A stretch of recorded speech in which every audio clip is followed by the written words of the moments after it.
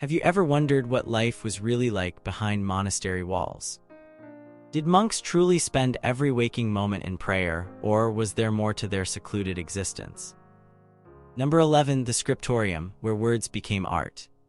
Ever seen those incredibly detailed medieval manuscripts with gold leaf and vibrant colors? Those weren't made in some fancy art studio.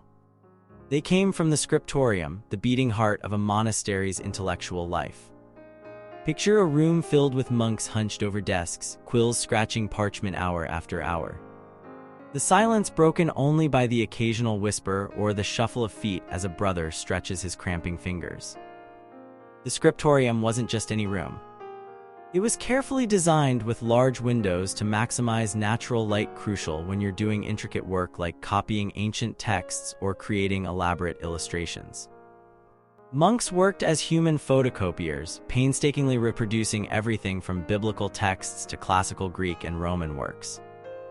Without these diligent scribes, much of ancient knowledge would have been lost forever during Europe's turbulent Dark Ages. Becoming a scribe wasn't something just anyone could do. It required years of training. First, you'd learn to read, then to write beautifully, and finally, you might be trusted to copy precious texts.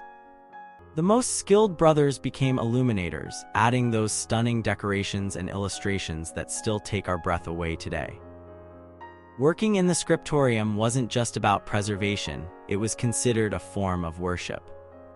Every perfectly formed letter was an offering to God. Monks believed their work glorified the divine, even as their backs ached and eyesight deteriorated from the strain. Some scribes even added personal notes in margins, complaining about cold fingers or expressing relief that a project was finally complete. "Thank God it will soon be dark," reads one famous notation. Number 10, the cloister, the monastery's living room. Ever wondered where monks went when they weren't praying or working? The cloister was essentially the monastery's hallway, living room, and meditation space all rolled into one. This covered walkway surrounded an open courtyard and connected all the main buildings of the monastery. Rain or shine, the cloister provided shelter for monks as they moved between areas, but it was so much more than just a passageway. With its rhythmic arches opening to a central garden, the cloister created a contemplative space where monks could walk while meditating on sacred texts. Many monasteries featured elaborate carvings on the columns and capitals, scenes from scripture or natural motifs that served as visual reminders of divine teachings. These weren't just pretty decorations, they were tools for contemplation and memory in a world where few could read. The cloister also functioned as a social space. Despite vows of silence in some orders, there were designated times when conversation was permitted. Brothers might discuss theological questions, share monastery news, or simply enjoy brief moments of companionship. Elderly monks who could no longer perform hard labor would sometimes sit in the cloister, soaking up sun while working on simple tasks like shelling beans or sorting herbs. At the center of the cloister lay the garth, an open garden area that often contained medicinal plants, flowers, and sometimes a well or fountain. This central space wasn't just practical, it held deep symbolic significance. The enclosed garden represented paradise, a protected place of order and beauty amidst a chaotic world. During hot summer days, the splashing of the central fountain provided natural cooling, its sound adding to the peaceful atmosphere. Number 9, the dormitory, medieval monastic bedroom. Think college dorms are tough? Try sleeping in a medieval monastery dormitory. For centuries, monks didn't have private rooms, they shared one massive open sleeping hall. Picture a long room filled with simple beds or sleeping platforms, often with nothing more than straw mattresses covered by rough wool blankets. No privacy, no personal space, just dozens of snoring brothers under one roof. The dormitory wasn't just Spartan, it was downright uncomfortable by modern standards. Heating came from a single fireplace if they were lucky, meaning winter nights could be bitterly cold. Windows were small and sometimes unglazed, covered only with wooden shutters or oiled parchment to keep out the worst of the elements. Monks slept fully clothed in their habits, both for warmth and modesty, since they would need to rise quickly for night prayers. Speaking of night prayers, forget about uninterrupted sleep. The monastic schedule required prayers at set times throughout the day and night. Around midnight, a monk with the special role of caller would walk through the dormitory, ringing a bell or using a wooden clapper to wake everyone for matins, the midnight prayer service. After prayers, they'd return to bed for a few more hours before rising again before dawn. Despite the hardships, the communal dormitory served important purposes in monastic life. It reinforced the values of poverty and community while making it difficult to break rules about personal possessions or behavior. Some monasteries even required monks to sleep with a candle burning so that supervisors could check on them during the night. The saying "sleep like a monk" definitely didn't mean sleeping soundly. By the late medieval period, many monasteries began dividing their dormitories into individual cells, small private rooms that offered some personal space while maintaining the communal aspects of monastic life.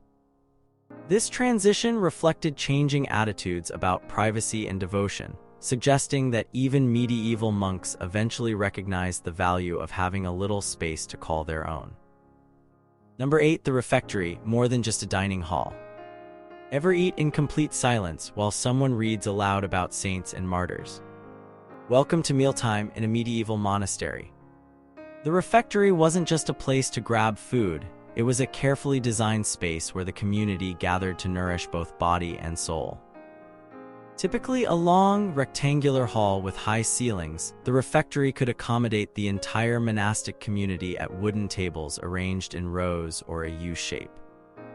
Meals were serious business with strict protocols. Monks entered in order of seniority, standing behind their places until the abbot signaled to begin. No chatting or catching up on gossip. Silence was mandatory. Instead, a designated reader would climb into a pulpit built into the wall and read sacred texts throughout the meal. This wasn't just about preventing idle talk. It transformed eating into a spiritual exercise where brothers could contemplate sacred stories while taking sustenance. The food itself varied widely depending on the monastery's wealth, location, and religious order. Benedictine monks generally ate better than their stricter Cistercian counterparts. A typical meal might include bread, vegetables from the monastery garden, fish on feast days, and beer or wine. Meat was restricted or forbidden in many orders, though exceptions were often made for the sick or elderly. Portions were controlled, but generally adequate. Monasteries understood that hungry monks couldn't fulfill their duties properly. Fascinatingly, the refectory often featured specific architectural elements that reinforced its dual purpose. The reader's pulpit was positioned to ensure all could hear. Acoustics were carefully considered, sometimes with special vaults or ceiling designs to carry sound. Windows were placed to maximize natural light during mealtimes, and wall decorations typically depicted religious scenes related to food, the Last Supper being a popular choice. Despite its formality, the refectory witnessed its share of human moments. Some monastery records mention penalties for monks who fell asleep during meals, spilled food, or failed to maintain proper posture. Special feast days brought rare treats, extra portions, finer bread, or sweet dishes, making these celebrations truly memorable in an otherwise austere existence. Number 7. The kitchen complex, medieval culinary headquarters. Think feeding dozens or even hundreds of hungry monks 3 times daily was simple. Think again. The monastery kitchen was a sophisticated operation that would impress even modern chefs. Unlike the tiny kitchens in medieval peasant homes, monastic kitchens were large, purpose-built facilities designed for institutional cooking on a massive scale. The kitchen wasn't just one room, but a complex that might include separate areas for baking bread, brewing beer, preparing main dishes, and storage. Fire management was crucial. Cooking meant maintaining several fires simultaneously without burning down the monastery. The main hearth was typically enormous, with multiple cooking points where large cauldrons could simmer with soups or pottages. Nearby, specialized bread ovens with thick stone walls retained heat for hours, allowing bakers to produce the dozens of loaves needed daily. Water management showed impressive medieval engineering.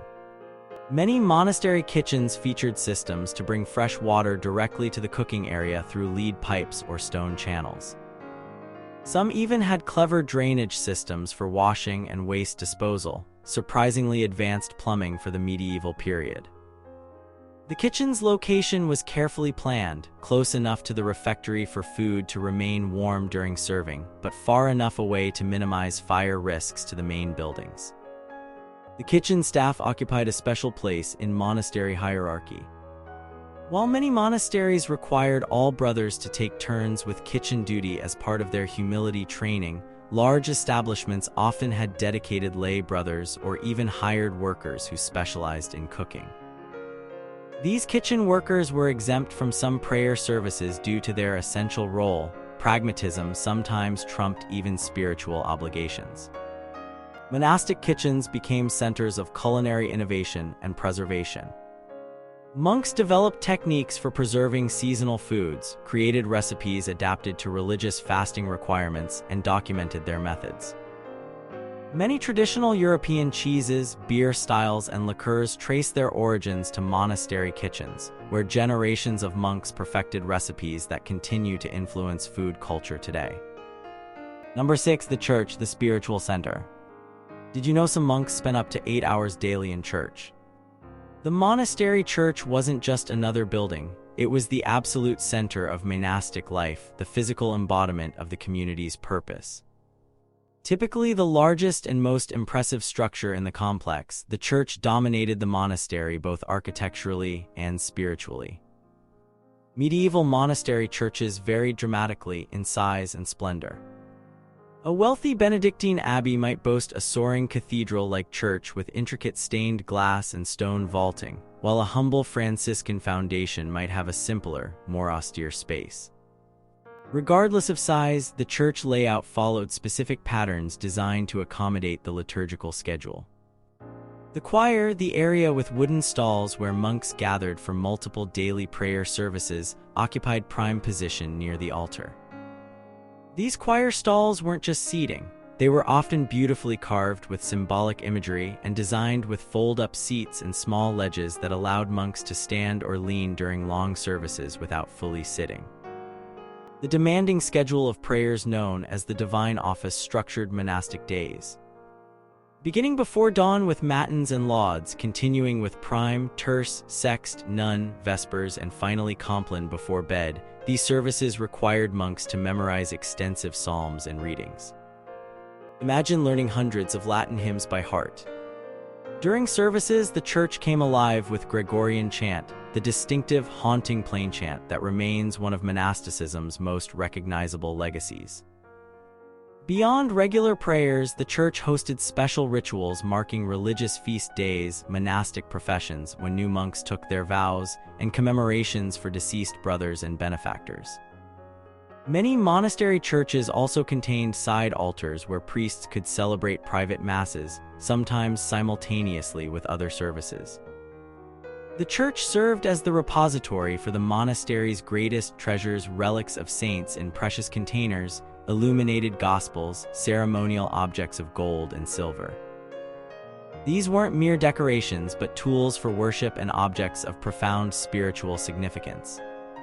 Even in monasteries dedicated to simplicity, the church often contained the community's finest artistic expressions, reflecting the belief that nothing was too good for God's house. Number 5. The infirmary, medieval hospital wing. Caught the plague in medieval times? The monastery infirmary might have been your best hope. These specialized buildings served as combination hospital, hospice, and retirement home within the monastery walls. Far from primitive, monastic infirmaries represented the most advanced medical care available in medieval Europe for centuries. The typical infirmary was designed with health considerations in mind, often situated away from other buildings for isolation, with better heating, ventilation, and sanitation than standard monastic quarters. The main room typically contained beds for sick brothers, positioned to receive maximum sunlight and fresh air, concepts of healthy environments that predated modern medicine by centuries. Larger monasteries might have separate chambers for different types of patients. contagious diseases, recovering brothers, and elderly monks who permanently resided in more comfortable conditions than the regular dormitory. Caring for the sick wasn't just practical necessity, it was a spiritual obligation. The rule of Saint Benedict, which guided most Western monasteries, explicitly commanded that care of the sick must rank above and before all else, so that they may truly be served as Christ.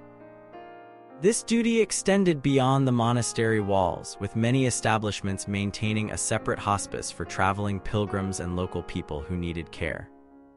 The monks who staffed the infirmary combined practical medical knowledge with spiritual care. They utilized extensive herbal knowledge, cultivating medicinal gardens with hundreds of plants used in treatments. Monastic medical texts preserved and expanded upon ancient Greek and Roman medical knowledge, with detailed instructions for treating everything from wounds to digestive disorders. Surgical procedures, while limited by modern standards, were sometimes performed. Monastery records mention treatments for cataracts, bladder stones, and even trepanation, drilling holes in the skull. Perhaps most importantly, monastery infirmaries provided something rare in medieval medicine: consistent, compassionate care. While bleeding and purging were common treatments reflecting medieval medical theory, monastic caregivers also emphasized proper nutrition, rest, cleanliness, and comfort, basic principles that sometimes proved more effective than the active treatments of the time. Number 4. The library, treasure house of knowledge. What could be worth more than gold in medieval Europe? Books. The monastery library housed an institution's most valuable intellectual treasures, precious manuscripts that represented years, sometimes decades, of labor to create. Unlike modern libraries with their uniform printed volumes, a medieval library contained handcrafted items of extraordinary value, each book unique. The physical space of a monastery library evolved over centuries. Early medieval monasteries might have stored their modest collection in simple wooden chests or cupboards within the church or sacristy. By the High Middle Ages, dedicated library rooms appeared, often constructed with specific features to protect the precious contents from fire, moisture, and theft. Windows were positioned to provide optimal reading light without allowing direct sunlight that could damage manuscripts. Some sophisticated libraries even incorporated early climate control measures, using thick walls to maintain stable temperatures and placing the room above ground level to reduce dampness. Security was paramount. Books were literally chained to desks or shelves in many monasteries, not from distrust of the monks, but because each volume represented irreplaceable knowledge and labor. The chain library at Hereford Cathedral, which survives today, gives us a glimpse of this practice. A designated librarian, Armarius, maintained strict control over access and borrowing. Before removing a book, monks might be required to sign formal records acknowledging their responsibility for the item's safe return. The contents of monastery libraries reflected their fundamental purpose as centers of Christian learning. Biblical texts and commentaries formed the core collection, alongside liturgical books needed for worship. Works by church fathers like Augustine and Gregory the Great were particularly valued. Yet monasteries also preserved classical texts by pagan authors like Cicero, Virgil, and Aristotle, recognizing their educational value despite their non-Christian origins. Medical texts, historical chronicles, music theory, mathematics, and astronomy might all find places on monastery shelves. Library use followed strict protocols. Most reading occurred not in the library itself, but in the cloister or specially designated reading rooms. Silent reading as we know it today wasn't always the norm. Medieval readers often read aloud in a soft murmur, even when reading privately. During designated study periods, monks would borrow books for focused study, returning them carefully when finished. The library thus functioned not just as a storage space, but as the intellectual powerhouse of the community. Number 3. The Abbot's Lodging, the medieval executive suite. Ever wonder where the monastery CEO lived? The Abbot's Lodging offered a fascinating glimpse into the complex balance between monastic ideals and practical leadership needs. While ordinary monks shared dormitories and embraced poverty, the abbot required private space not just for personal use but for conducting monastery business, entertaining important visitors, and representing the institution to the outside world. The abbot's quarters typically consisted of several rooms: an office for administrative work, a reception room for meeting guests, a private chapel for devotions, and personal living space. Located strategically within the monastery complex, these quarters provided both privacy and accessibility. The abbot needed to remain connected to community life while maintaining space to fulfill duties that often included diplomatic missions, property management, and political negotiations. The furnishings and comforts of the abbot's lodging revealed the curious position of a man who embodied both spiritual leadership and worldly authority. While still simpler than comparable secular dwellings, an abbot's quarters might contain comforts forbidden to ordinary monks: a private fireplace, glass windows, tapestries for insulation and decoration, and better quality furniture. These weren't mere luxuries but practical necessities for someone who needed to host bishops, nobles, and sometimes even royalty. Diet similarly reflected the abbot's dual role. While dining in the common refectory with brothers on ordinary days, the abbot maintained a separate dining room for entertaining important guests with more elaborate meals than the standard monastery fare. Records show abbots serving multiple courses, including meat dishes, forbidden to regular monks in many orders, and fine wines when hosting nobility or church officials, necessary hospitality for maintaining the monastery's external relationships. The abbot's position came with significant tension. Required by monastic rules to maintain personal simplicity while simultaneously representing the monastery's prestige, many abbots walked a difficult line between ascetic ideals and institutional needs. This tension sometimes led to criticism, with reform movements periodically emerging to correct perceived excesses in abbatial comfort. Bernard of Clairvaux famously criticized abbots who lived too luxuriously, arguing their lifestyle contradicted the monastic values they were supposed to embody. Number 2, the novices' quarters, monastic boot camp. Think college orientation is tough? Try a year-long spiritual boot camp where everything from how you walk to how you sleep is scrutinized. The novitiate, the section of the monastery dedicated to training newcomers, functioned as a combination classroom, dormitory, and testing ground for those considering monastic life. Here, novices learned whether they truly had a calling for the demanding lifestyle they were embracing. The physical space of the novitiate was typically separate from the main monastery areas. This separation served multiple purposes. It provided a controlled environment for teaching monastic customs, protected established monks from disruption by enthusiastic but untrained beginners, and created a transitional space between the secular world and full monastic integration. Novices lived, studied, and often worked together under the watchful eye of the novice master, an experienced monk specifically chosen for his ability to evaluate and form potential brothers. Training covered every aspect of monastic life. Novices learned the complex routines of daily prayer, including how to chant properly and memorize psalms. They studied the rule that governed their order, understanding its application to daily life. Practical instructions covered everything from proper posture during services to the correct way to eat in the refectory or maintain silence during prescribed periods. Physical labor working in gardens, kitchens, or stables taught humility and provided practical contributions to community life. The psychological and spiritual formation was equally intensive. Novices underwent regular examinations of conscience, learning to identify and overcome personal faults. The novice master would meet with each candidate individually, discussing struggles, answering questions, and evaluating progress. These conversations helped determine whether a novice truly had the disposition for monastic life. Not everyone who entered the novitiate would ultimately take vows. The experience was deliberately challenging. Records describe tests of obedience and humility designed to break down worldly pride and self-will. A novice might be assigned seemingly pointless tasks like moving piles of stones from one place to another, then back again. Others faced public correction for minor infractions or were assigned the most menial community tasks.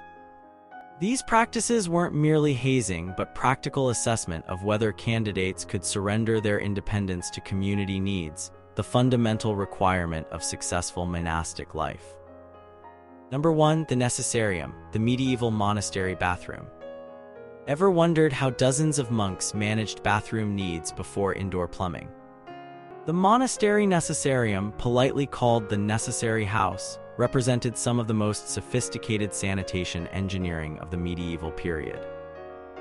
Far from the crude outhouses you might imagine, these facilities showed remarkable attention to hygiene, practicality, and even environmental considerations.